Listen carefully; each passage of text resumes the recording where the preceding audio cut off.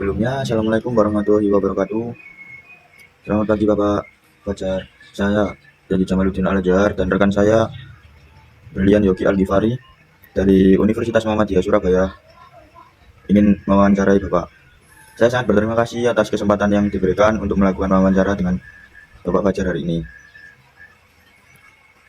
Bapak Fajar, sebelum kita memulai wawancara, bolehkah saya meminta Bapak untuk perkenalan sedikit tentang diri Bapak? Procurement manager ataupun asisten manager di bidang ataupun di divisi procurement atau tidak itu mas.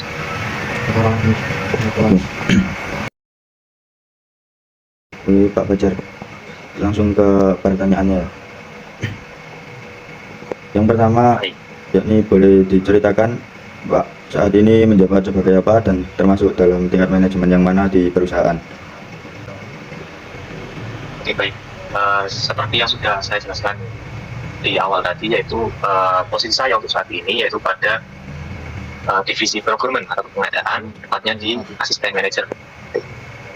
Untuk terkait tugas dan tanggung jawab utama di posisi seperti ini, kira-kira apa Pak? Oke, baik. Untuk tugas dan kewajiban itu pasti tetap ada. Kalau untuk pada posisi saya, tugasnya yaitu mendukung manajer procurement atau manajer pengadaan dalam suatu bentuk pengadaan yang ada di perusahaan. Jadi contohnya yaitu memastikan semua proses pengadaan itu berjalan sesuai dengan kebijakan dan prosedur yang telah ditetapkan. Terima kasih. Lanjut ke pertanyaan yang kedua. Sejak pertama kali masuk di perusahaan ini, bagaimana perjalanan karir Bapak hingga ke posisi sekarang? Oke, jadi untuk perjalanan karir sendiri sampai di posisi saat ini, ini untuk saya itu tidak cukup sulit. Karena apa? Karena di awal pada waktu saya masuk, itu saya masuknya itu di manajemen prime atau MT lah bahasa kerenannya seperti itu. Nah, apakah ada tantangan khusus yang Bapak hadapi selama naik jabatan?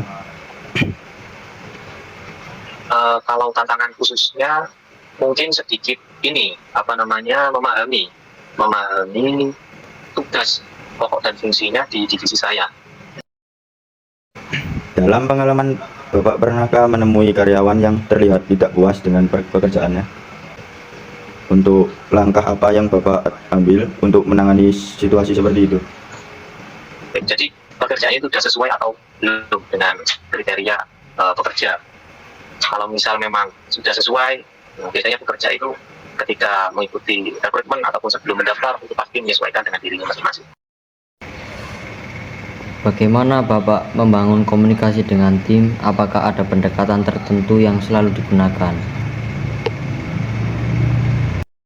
Jadi yang pernah saya amati, yang pernah dilakukan oleh manajer saya itu ada beberapa alternatif komunikasi ataupun indikator ataupun jenis lah semacam itu. Ada yang namanya komunikasi asertif, ya, yaitu merupakan yaitu komunikasi yang menyatakan pendapat dan kebutuhan dengan jelas serta sopan, tanpa agresif dan juga pasif. Nah, jadi ketika seorang atasan ataupun anggota divisi itu wajib untuk menyatakan pendapatnya sesuai kebutuhan, dan juga untuk menyatakan pendapat itu wajib yang namanya jelas juga sopan, tanpa perlu agresif ataupun menggebu-gebu, tapi jangan juga pasif, gitu. Jadi harus tetap kritis. Terima kasih Pak. Untuk pertanyaan yang selanjutnya, menurut Bapak gaya kepemimpinan seperti apa yang diterapkan sehari-hari? Jadi pastinya di mana itu nggak ada. Jadi tergantung situasi dan kondisi. Ketika dalam menangani suatu permasalahan yang harus diselesaikan dengan cepat, itu ya perlu gaya kepemimpinan yang otoriter. Jadi tidak ada waktu lagi untuk musyawarah ataupun melibatkan teman-teman di divisi itu untuk pengambilan keputusan. Nah, semacam itu. Jadi perlu adanya kepemimpinan yang otoriter ataupun pemimpin yang memutuskan sendiri tanpa melakukan musyawarah dan sebagainya. Kurang lebih seperti itu, sehingga kepemimpinan otoriter itu juga penting. Untuk pertanyaan yang terakhir, apakah Bapak menerapkan pendekatan tertentu dalam memotivasi karyawan? Misalnya teori motivasi yang pernah dipelajari. Oke, baik.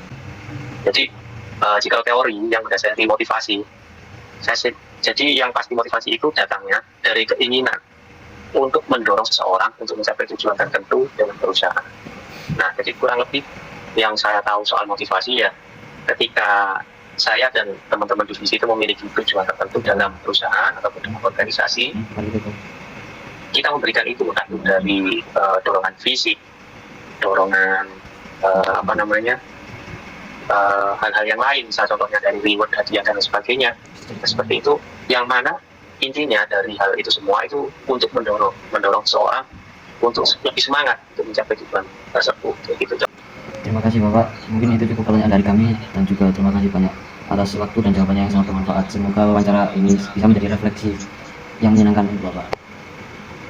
Baik, sampai. Ujian dari wawancara kami.